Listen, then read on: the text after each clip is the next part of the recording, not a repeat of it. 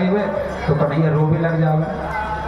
तो मैया ने क्या किया कि अपने आंचल में लिटा करके, गोद में लिटा करके अपना दुग्ध पान कराने लगे। इधर एक तृणावर्त नाम का दैत्य चला आ रहा था। भगवान की जब उस तृणावर्त नाम के दैत्य पर नजर पड़ी तो भगवान ने अपना वजन बढ़ाना शुरू कर दिया। मैया को लगा कि कन्हैया ने ज्यादा दुग्ध पान कर लिया है, इसलिए वजन बढ़ गया। तो मैया ने कहा कि लाला एक काम कर, तू अब थोड़ा खेल ले और मैं घर का काम कर लूं। कन्हैया जैसी गोद से नीचे हुए, मैया अंदर गई। तृणावर्त आया, तृणावर्त ने अपने कंधे पर भगवान को बैठाया और आकाश मार्ग में उड़ता हुआ ले गया। पूरे ब्रह्मंडल का चक्कर लगाया। जब मथुरा की ओर जाने लगा तो भगवान ने इतना वजन बढ़ा दिया कि तृणावर्त को लग रहा है कि जैसे किसी पत्थर ने मुझे दबा लिया हो। तृणावर्त भगवान में पत्थर का दर्शन कर रहा है, इसलिए भगवान ने तृणावर्त को पत्थर पर ही पटक दिया और तृणावर्त का अंत हो गया। एक बार, ये तो भगवान की लीलाएं हैं। मैया एक बार दुग्धपान करा रही थी तो भगवान इतनी जोर से हंसे कि भगवान के मुख में सारा ब्रह्मांड मैया को दिखाई पड़ा। मैया घबरा गई। भगवान ने अपनी लीला को समाप्त कर लिया। इधर वसुदेव जी ने विचार किया कि 1 वर्ष हो गया मेरे लाला का नामकरण नहीं हुआ, उधर नंद बाबा तो उत्सव में व्यस्त हैं। तब वसुदेव जी ने गर्गाचार्य जी को भेजा और गर्गाचार्य जी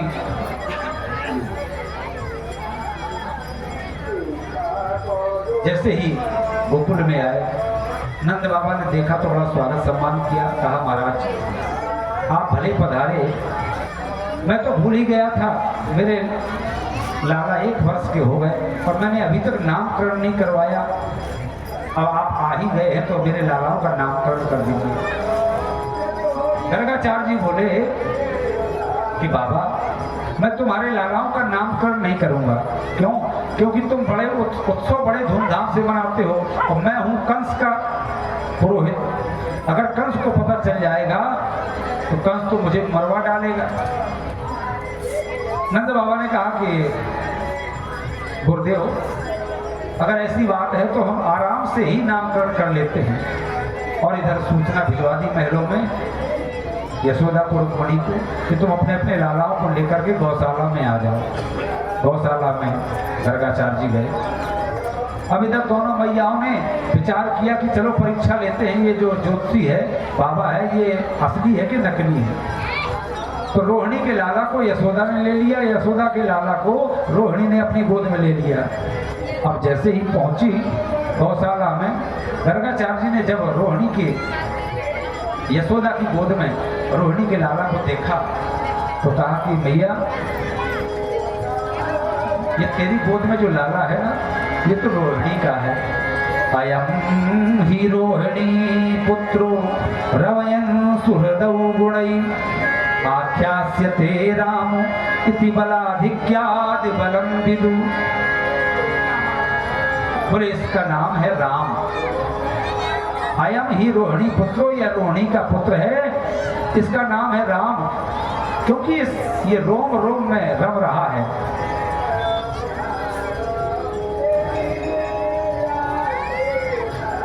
जो रोम रोम में रम रहा है इसका नाम राम है। इसकी आभा प्रभा बड़ी उज्जवल है, रासे अग्नि की तरह है,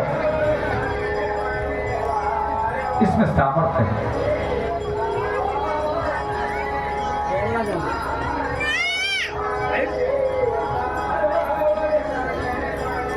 आसे बोले वायु की तरह है, गति है। मां से चंद्रमा, चंद्रमा की तरह शीतलता प्रदान करने वाला है, ऊर्जा प्रदान करने वाला है, इसलिए इसका नाम है राम। और इसमें बल अधिक है इसलिए इसका नाम होगा बलराम। अब जैसे ही रोहिणी की गोद में नजर डाली तो समाधि लग गई। आवाज आओगी मोदी ठनक। रोहिणी मैया ने कहा कि बहन ऐसा लग रहा है कि जैसे ये बाबा सिधार गया हो। अरे इसको सिधारना ही था तो अपने घर में सिधारता, हमारे घर में क्यों सिधार सुधार गया, कलंक लगा रहा है। सो रोहिणी ने बड़ी जोर से गर्गाचार्य जी को हिलाया। गर्गाचार्य जी की जब समाधि खुली तो रोहिणी ने कहा कि बाबा कहाँ चले गए थे? गर्गाचार्य जी बोले अपना नाम सोच रहा था। तो सोच लिया क्या नाम है? गर्गाचार्य जी ने कहा कि अरे इनके नाम तो बहुत है, इनके नाम अनेक अनुपा, गोपाल सहस्त्र नाम, विष्णु सहस्त्र नाम, हजारों नाम हैं। यशोदा मैया बोली बाबा हजारों नाम थे वो का परी, आप तो बढ़िया एक चुप्पो सो नाम बताए दो मेरे लाला को। गर्गाचार्य जी बोले बहूनि सन्ति नामानि रूपाणि च सुतस्य ते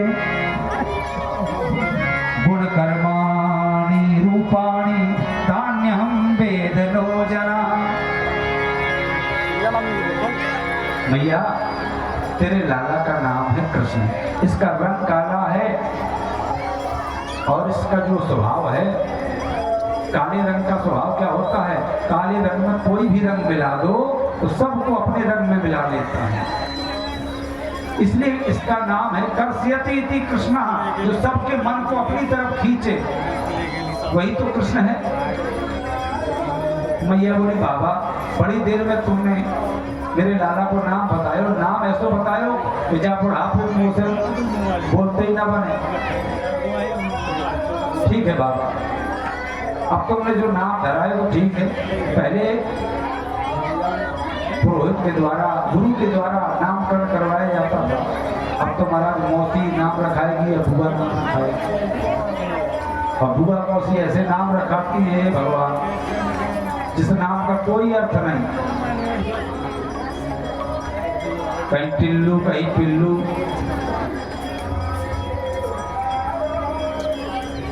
अरे नाम का भी जीवन में बड़ा प्रभाव होता है। यथा नाम तथा गुणा, जैसा नाम होगा वैसे गुण भी बालक में आएंगे। इसलिए पहले लोग जो नाम रखाते थे ना वो भगवान से जुड़ते हुए रखते थे। कम से कम हम भगवान का नाम नहीं ले पाते हैं तो दिन में 4 बार अपने बच्चे को बुलाते हैं। बच्चे से ज्यादा प्रेम करता है आदमी, कहीं से भी आएगा तो बच्चे का नाम जरूर मिलेगा, फलाना बेटा कहाँ गया। तो इसी बहाने से कम भगवान का नाम तो मुख से निकलेगा। अब तो महाराज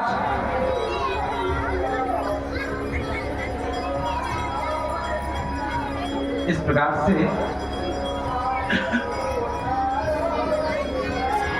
एक बार नंद बाबा शालिग्राम की पूजा कर रहे थे, तो जैसे ही धूप दीप नैवेद्य लगा करके स्नान करा करके और पूजा माला जप रहे थे नंद बाबा, भगवान कन्हैया बगल में बैठे थे, शालिग्राम को ही अपने मुंह में रख लिया। अब जैसे ही नंद बाबा की समाधि खुली तो देखा कि शालिग्राम गायब। कन्हैया से पूछा कन्हैया शालिग्राम जी कहाँ हैं? तो कन्हैया तो गाल फुलाए बैठे, कह रहे अब जितनी बार पूछा तो कह रहा गाल फूले हैं। नंद बाबा बोले कि अभी तो ये बोल रहा था, अब ये गाल भी इसके इतने जल्दी फूल गए और बोल भी नहीं रहा है। तो नंद बाबा ने एक गुच्छा लगाया, शालिग्राम जी बाहर आ गए। बड़ा क्रोध आया नंद बाबा को।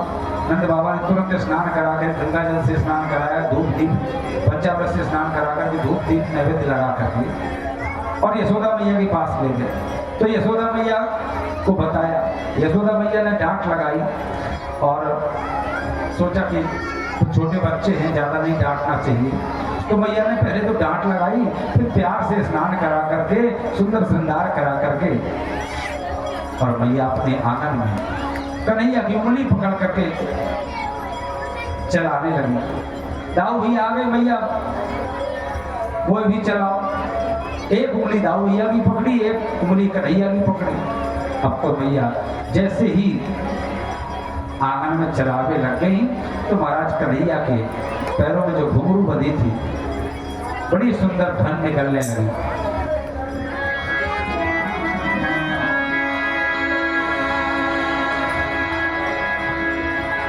सूरदास जी ने बड़ा सुंदर चित्र खींचा। रोन झुन जनन जनन झन बार बाजत पे जनिया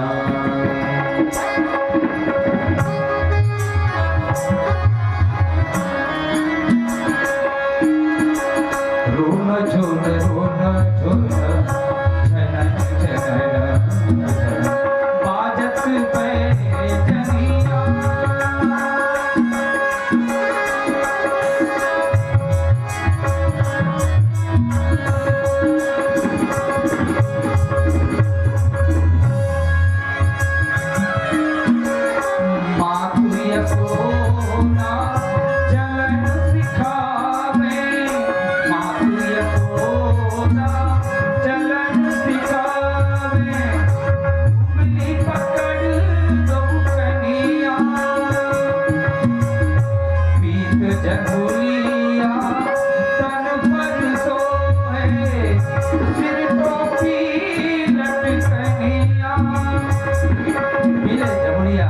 कन्हैया को पहरा दी, सिर में टोपी लगा दी, पैरों में घुंघरू बांध दी। तीन लोक जाते उधर विराजे, ताकि न जावे वारिनियां। सूरनाथ प्रभुतर को निहारे सकल विश्व को धनिया। चलते चलते कन्हैया ठुमुक ठुमुक करके नाचने लग गए। और जैसे ही नाचने लगे तो मैया गदगद हो गई। अरे मेरे लाला नाचने लग गए हो। तो मैया भी उंगली पकड़ करके कन्हैया को नचा रही है। नाचे नंदलाल नचा हरि की मैया, नाचे नंदलाल।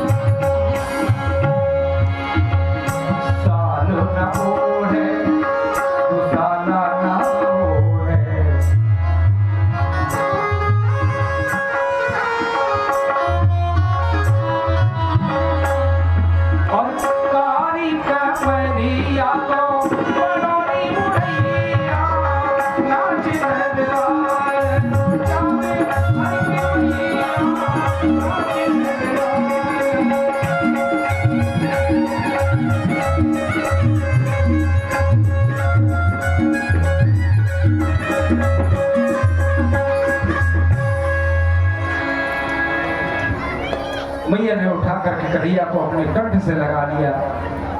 कन्हैया बोले मैया भूख लगी है, माखन रोटी खाओ। मैया ने एक रोटी में माखन ला करके दे दिया।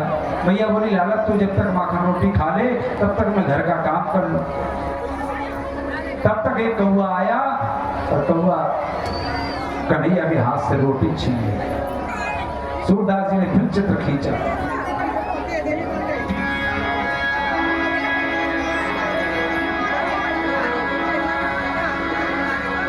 सुरत रूपा नाम की एक गोपी थी। उसने अपने आंगन से जब कन्हैया को मचलते हुए देखा, जैसे ही कौआ काकभूषण जी रोटी लेकर के गए तो कन्हैया मचल गए, जमीन पर गिर गए, रोने लगे। कन्हैया धूल से धूसरित हो गए, पूरे शरीर में धूल ही धूल लग गई, वृक्ष की रज। धूल भरे अति शोभित श्याम जो, तैसी बनी सिर सुंदर चोटी। खेलत खात फिरे अंगना पग, और पैजनी बाजती पीरी कछोटी। बाछा भी को रस खानो बिलोकत,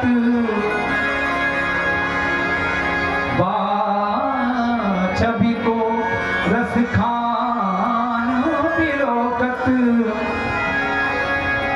और बारिति कामों कलानिधि कोटि। ऐसा सुंदर स्वरूप कि करोड़ों कामदेव निछावर हो जाए। काग के भाग कहा कहिए, हरि हाथ से ले गयो माखन रोटी। आज गोपियों ने जब देखा तो कन्हैया से मिलने की लालसा बढ़ गई। अब तो गोपियां रुद्रूपा नाम की गोपी समस्त गोपियों के घर में जा जा करके कहती है, अरे बहन यशोदा का जो लाला है ना बड़ा प्यारा है, चलो चल के देखने चलते हैं। और जाएं कैसे?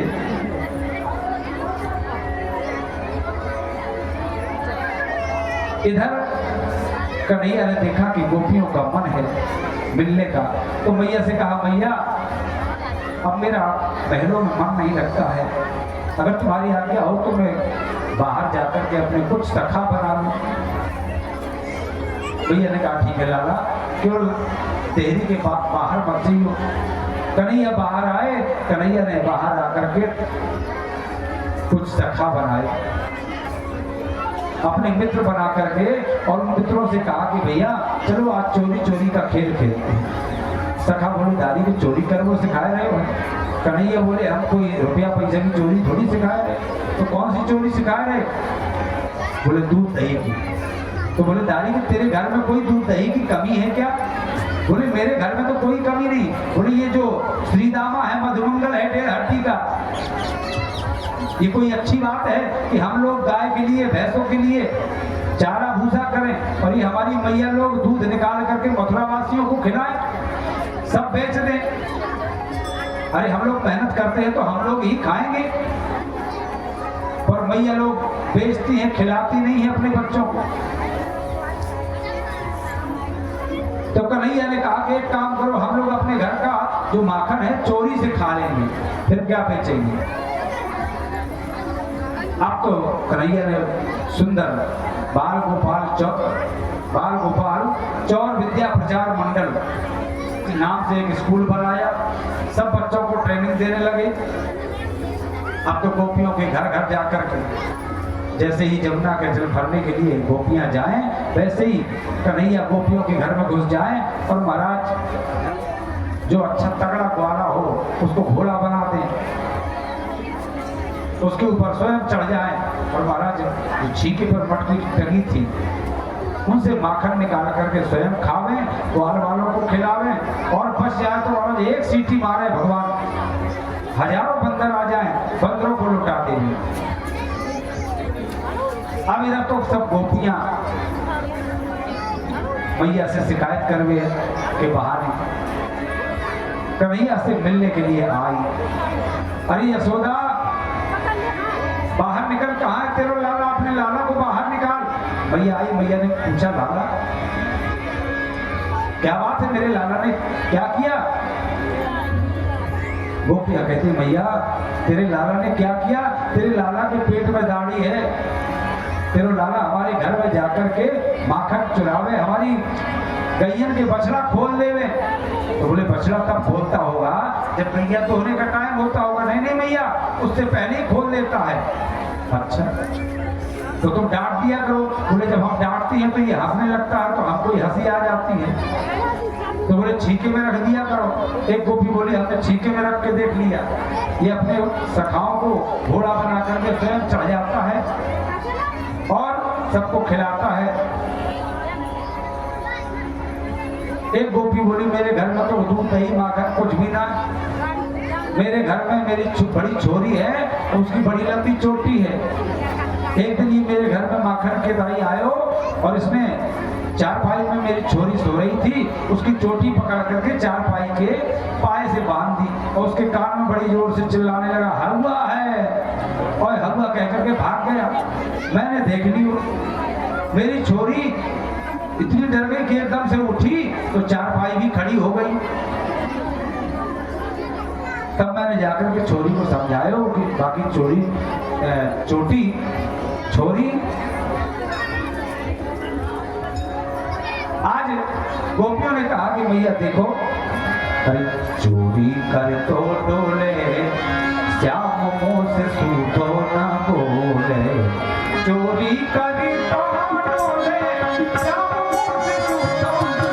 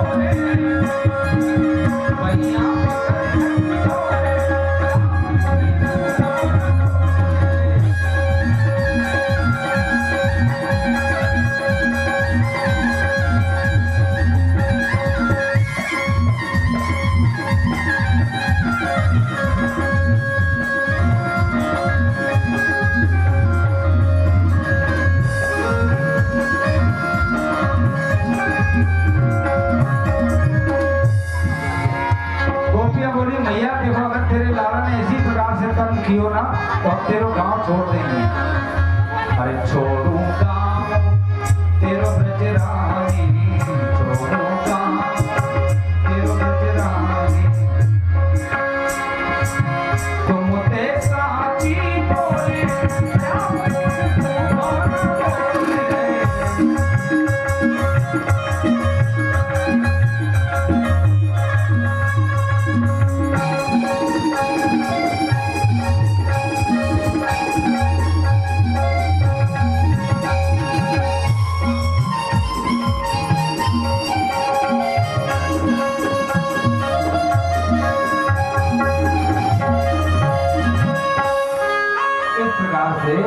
भगवान ने माखन लीला की।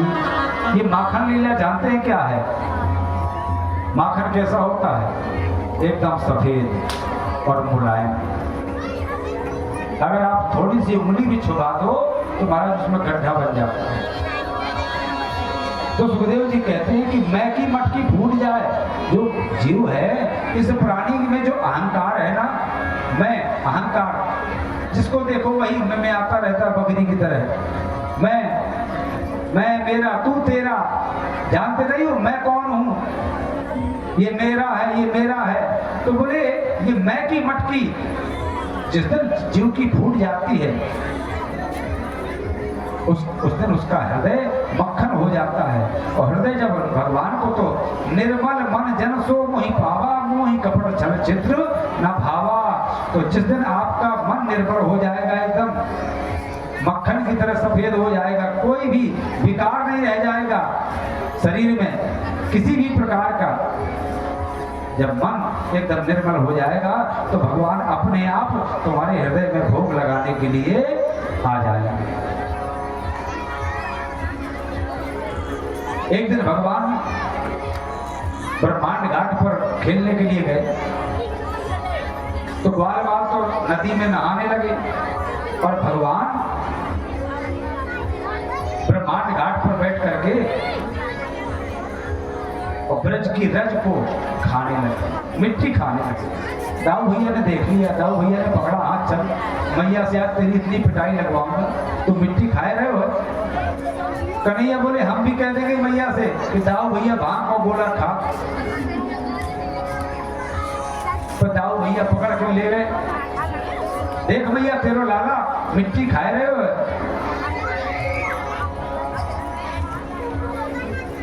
जहां से भगवान ने आंख दिखाई कि हम भी कह रहे हैं फिर तुम्हारी शिकायत। दाऊ भैया बोले भैया देखो,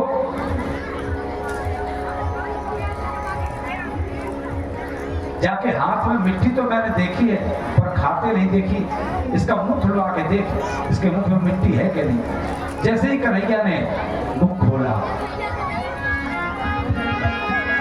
ना हम भक्षितवानम सर्वे मिथ्या विशंसिना, यदि सत्य गिरस्तर ही समक्षम पश्य वे मुखम। मुख खोला तो देखा सारा ब्रह्मांड भगवान के मुख में दिखाई दिया। मैया घबरा गई। तब भगवान ने अपनी लीला समाप्त की।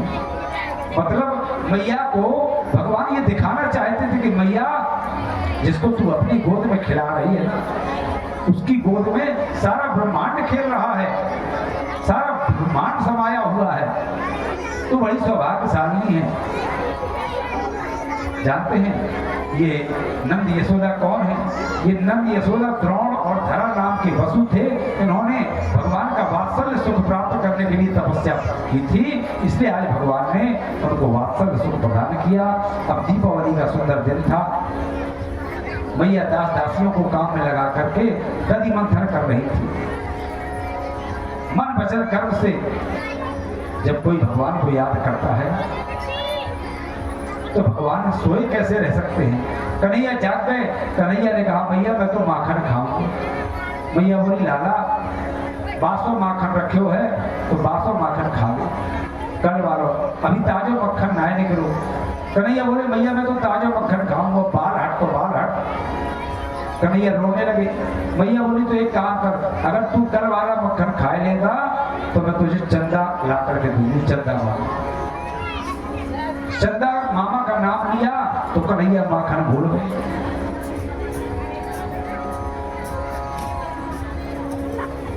मैया से बोले मैया चंदा मामा ला दे। अब मैया ने सोचा चंदा मामा कहां से लाऊं, पर कन्हैया तो हट पकड़ गए। हट पकड़े न दिलाला मैया री मोहे चंदा ला दे, चंदा ला दे, चंदा ला दे, चंदा ला दे। हट पकड़े न दिलाला मैया री मोहे चंदा। मैया ने थाली में जल भरा और चंद्रमा की परछाई दिखा दी। बोले ये है चंदा। कन्हैया गए तो कन्हैया ने जैसे ही थाली में छपाक से हाथ मारा, चंदा मामा गायब। कन्हैया बोले मैया देख चंदा मामा भाग गया, पकड़ के लाओ। मैया बोली अब चंदा मामा कहां से लाऊं, एक बार लाई तो तुमने भगा दिया। कन्हैया रूठ गए, रोने लगे, मचल गए। मैया मैं तो चंद्र खिलौना नहीं हो। मैया बोली अब ना लाई वारी। कहीं बोले ना चंदा मामा नहीं लाई मैया तो जय हो रोटी धरनी पर अब ही। मैया बोली लौट जाओ तेरी गोद न आई हो। मैया बोली मत आना मैं दाऊ भैया को ले लूंगी। कन्हैया ने सोचा कोई धर्म की काम नहीं कर रही है। कन्हैया बोली सुर भी को पे पान न करी हो। मैया बोली मत पीना मैं बदलाव को पिला दूंगी। कन्हैया बोले चोटी बेनी सिर न गुथई हो। मैया बोली मत गुथाना मैं तो दाऊ भैया की चोटी घूम दूंगी। कन्हैया ने कहा ऐसी कोई धर्म की काम नहीं चल रही है अब क्या करें।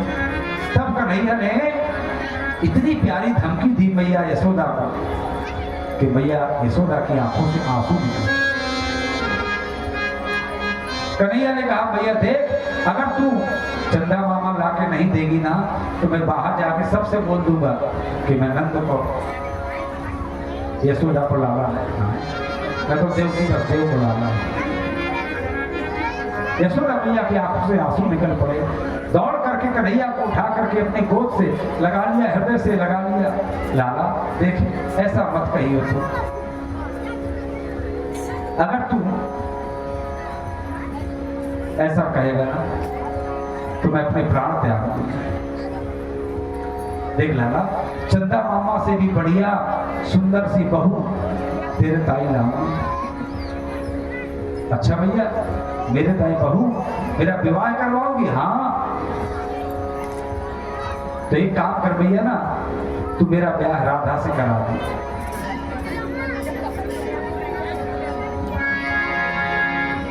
भैया ने कहा लाला तू अभी बहुत छोटो है। कन्हैया ने कहा नहीं भैया मेरा ब्याह तो राधा ही से कराइयो। राधिका गोरी से बिरज की छोरी से मैया करा दे मेरा ब्याह। राधिका छोरी से बिरज की छोरी से मैया करा दे मेरा ब्याह।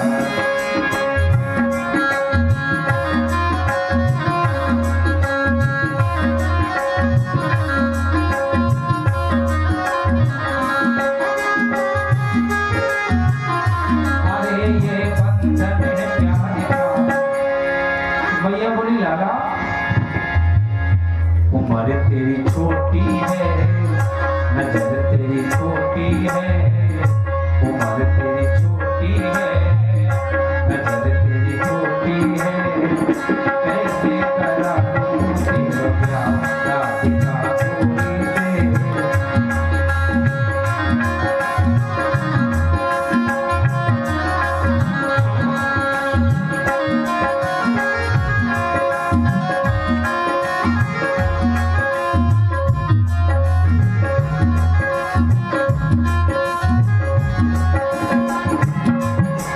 जो नहीं ब्याह कराए तेरी मैया जान चराओ।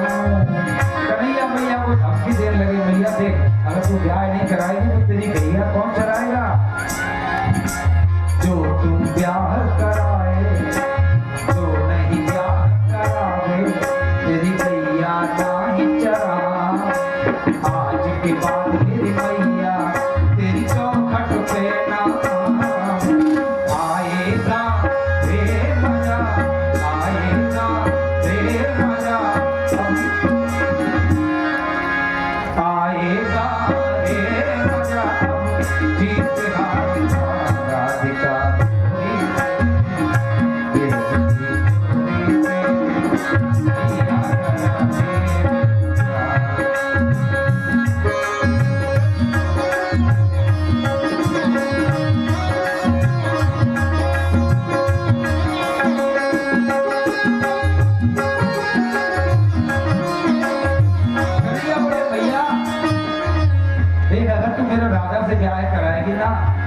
तो चंदन की चौकी पर और मैया तुझे बैठाऊं। चंदन भैया तेरा बुढ़ापो आए गए हो मेरे अब तो फिर काम तो हो गया है इसलिए तो बहू की भी जरूरत है। बढ़िया चंदन की चौकी बनवा के तो बैठाऊंगा। चंदन की चौकी पे मैया तुझको बैठा, अपनी राधा से मैं चरण तेरे दबवा। और मैया अब बुढ़ापे में गाय का चूल्हा फूंक रही है। अब पहले कौन गैस चलती थी? भोजन में बनवाऊंगा 56 प्रकार के, राधिका चोरी से विरह की चोरी से मैया करा दिले मेरा प्यार।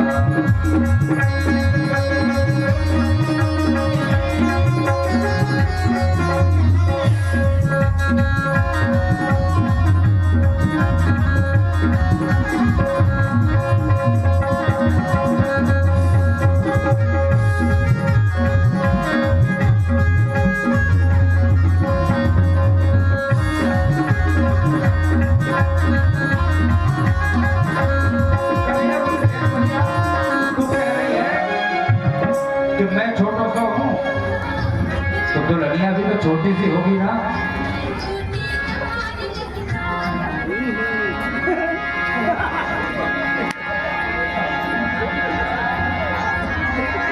अरे छोटी सी दुल्हनिया अंगना में जब डोलेगी,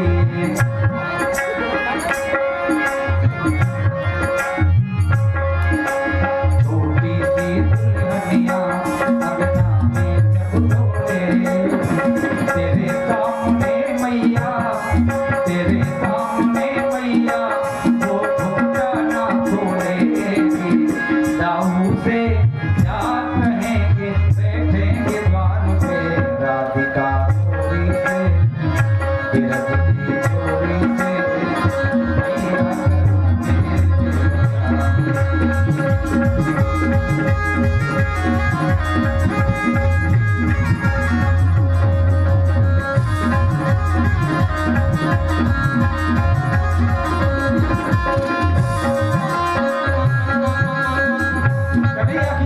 प्यारी बातें तोतली वाणी में भैया सुन सुन करके मुस्कुरा रही थी। अरे सुन बातें कान्हा की मैया बैठी मुस्कुराए। देखो छोटो सा लाला कितनी बड़ी बड़ी बातें कर रहे हो। लेते बलैया मैया हृदय से अपने लगाए, नजर नहीं लग जाए मेरे लाल को, राधिका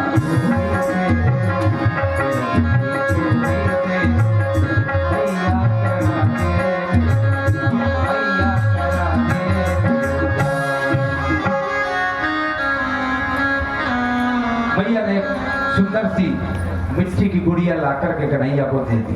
कन्हैया गुड़िया को देख करके गदगद हो गए, प्रसन्न हो गए। मैया ने अपनी गोद में लेटा करके दुग्ध पान कराने लगी। कन्हैया बोले मैया एक बात बता, तो दूध प्यारो लागे कि दूध प्यारो लागे? मैया बोली दादी के